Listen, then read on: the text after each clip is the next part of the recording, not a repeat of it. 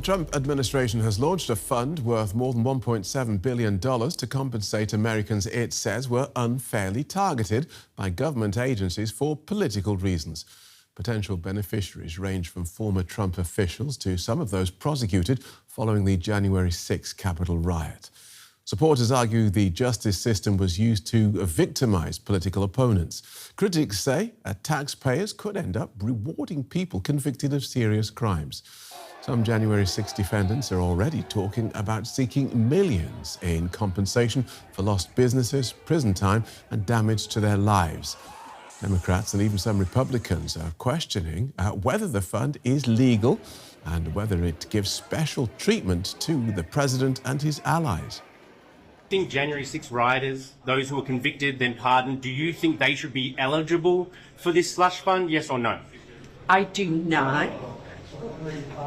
If they have been convicted, I do not. If they engaged in violence against police officers, I do not. What about January 6th, the rioters? Should they be eligible for this? It depends on the circumstance. Give me an example. Again, What do you think would be... they'll get to the bottom of it, I'm sure. I'm not going to try to get ahead of the people who will be analyzing this. But I think it's about time that we stepped up and addressed the fact that the Biden administration dramatically weaponized the DOJ and law enforcement across the nation. We've never, ever seen anything like this before. I get it that people, don't know what a big number is anymore, but $1.7 billion, that's a lot of money. That's your taxpayer money. You worked hard for that money. And that money is now going into a political slush fund for the president to give to January 6th rioters to hand out to his political allies around the country. That's outrageous. Donald Trump was impeached for inciting an insurrection, and now he wants to pay the insurrectionists who went to work for him. Let's explore this with Meghan Milloy. She's co-founder and director of strategic communications at Republican Women for Progress. That's a grassroots organisation focused on increasing the visibility and leadership of Republican women and promoting a broad range of voices within the party. Welcome back to DW. To put this in a nutshell, this is a $1.7 billion pot of money, which resulted from a settlement between the president and the IRS, the Internal Revenue Service, which of course he controls indirectly. And that was over Donald Trump's leaked tax records. Its disbursement doesn't require congressional oversight and will be overseen by a 5-member board, 4 of whom are appointed by the acting Attorney General and therefore come under Donald Trump's indirect control. With all that said, is this a slush fund? I think slush fund can be a relative term, and thanks for having me again. But, I think when we think about this fund, it is slushy, in that the rules are very loose. The lines are very blurred. Maybe that will change over time as this thing gets put into process. But at this stage, we don't really know who those people are going to be. As you said, they're going to be appointed by someone that's completely under President Trump's control. And it's at the end of the day, Trump's control over all of these moving pieces for a fund that could potentially have a lot of benefit for his supporters and for his buddies in Washington and beyond. I like that assessment. It's slushy. To answer one of the reporter's questions that we heard just then, should January 6 rioters be eligible for these payouts? Look, no, absolutely not. I think it was maybe Chris Murphy that said this at the end. People who assaulted police, participated in political violence, I think that should be an easy line for folks to draw, even for the most conservative Republicans. You can't call yourself the party of law and order, and I'll give Susan Collins credit from your piece for standing up, at least in some capacity, to this. You can't call yourself the party of law and order and then turn around and ask your constituents, the taxpayers, to pay these people who attacked law enforcement. I think, we've seen a number of pardons for January 6th, and I think pardons are one thing. And a lot of these folks, ourselves included, opposed this really broad, sweeping group of pardons. But at least pardons are a constitutional power.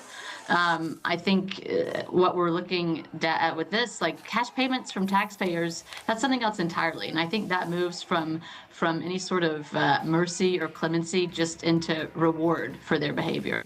And is that how you see this potentially operating, rewarding insurrectionists for their behavior?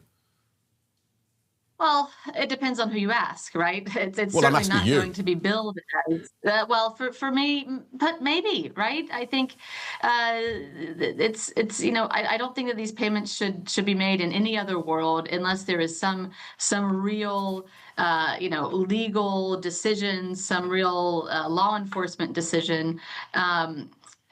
But at least as it's been described now, these are kind of arbitrary decisions that are going to be handed down based largely on how close a person is to the president, how aggressively they can describe their bad treatment on January 6th or on any other day. So it's a lot of unknowns. I think it's a lot of relative definitions at this point. So should this arbitrary slushiness be allowed to continue? No, I don't think so. I think, we've already seen a couple of lawsuits. You're seeing one from 2 Capitol Police officers that were there on January 6th. I think lawsuits like that will at least slow down this fund's development. But as we've seen time and time again, Donald Trump isn't necessarily beholden to congressional powers or to the rule of law. So what should continue and what will continue may be 2 different things. But at the end of the day, I think a number of other Republicans don't think that it should continue. Certainly not as it is set up right now. It shouldn't continue. It seems dubious. What do you think is the purpose of this slushy fund? Oh man, if I could get into Donald Trump's brain, well, actually, no, I don't know if I want to be in Donald Trump's brain, but I think I'll give Donald Trump credit for this. There is some political genius behind this term weaponization. In that I think it allows almost any legal consequence to be reframed as victimhood. And I think that's exactly what he's trying to do here. It's people that, were targeted, or they claim to be targeted.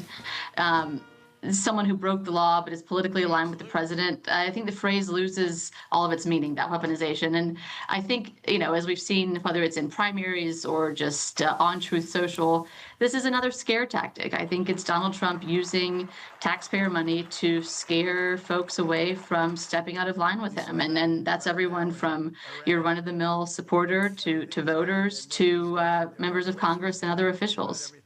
And what then of the central charge that the Biden administration weaponized government agencies against political opponents? Do you see any merit in that?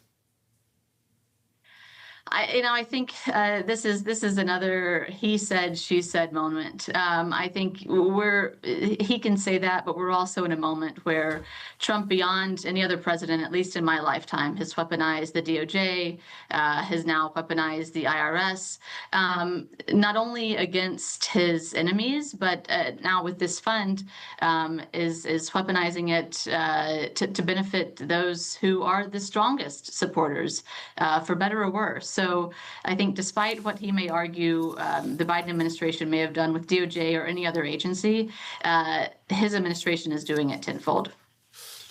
So where does that leave us then? We've got all this money sloshing around. We've got a president seemingly unfettered by checks and controls from Congress or the Supreme Court. What do you think happens next? Everything that you just mentioned, I think really, especially this fund, sets an incredibly dangerous precedent. I think what we're doing, and we're right on the brink of midterm elections, but this tells future presidents, any future elected official, like if you control the Justice Department, whether that's by executive power, congressional power, you may be able to convert your political grievances into compensation, the compensation that's funded by taxpayers.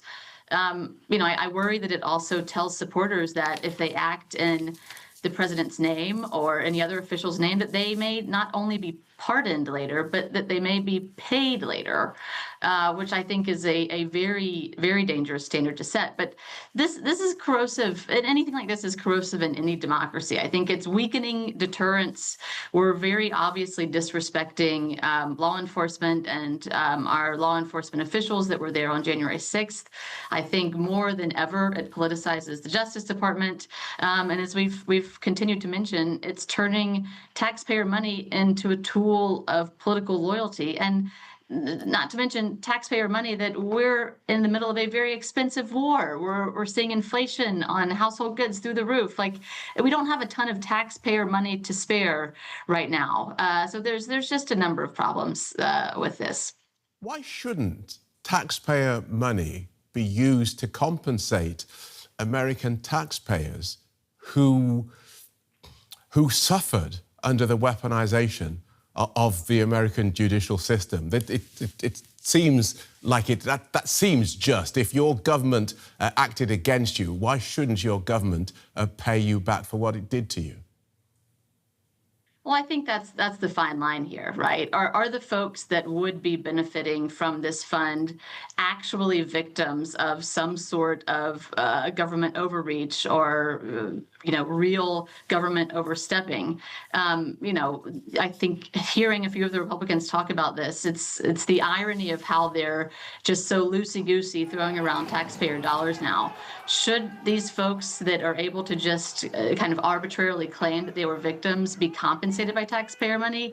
No. And I think especially, a few of these points were made on your clips earlier, but especially those who were convicted of assaulting police officers or who were very obviously participants in this political violence. That should be, you would think, a pretty easy line for Republicans, that these taxpayer dollars should not be going to folks that were convicted, or at least in the midst of conviction of these sorts of crimes. That's not the way our legal system works, and historically, Right. That's not the line that the Republican Party has taken either. Okay, so we are where we are. And briefly then, who do you believe should do what about this? That's a great question. I don't know. I think we've heard Republicans in Congress with their concerns. Quite frankly, they should be louder. I think some of the Republicans that you showed, Susan Collins has expressed concern, John Thune has expressed concern, even Lindsey Graham came out and said there's more questions that need to be answered, and those are all legitimate concerns. But I think this is where the Republican Party has a real courage problem. It's not Right. enough for them just to say, we need more information. This Justice Department is creating a fund that could just benefit his allies, and Congress has a real obligation to act. And whether that's in their oversight capacity or just being vocal for once against this administration, there's an obligation to do something. Thanks for joining us, Meghan. Meghan Milloy from Republican Women for Progress.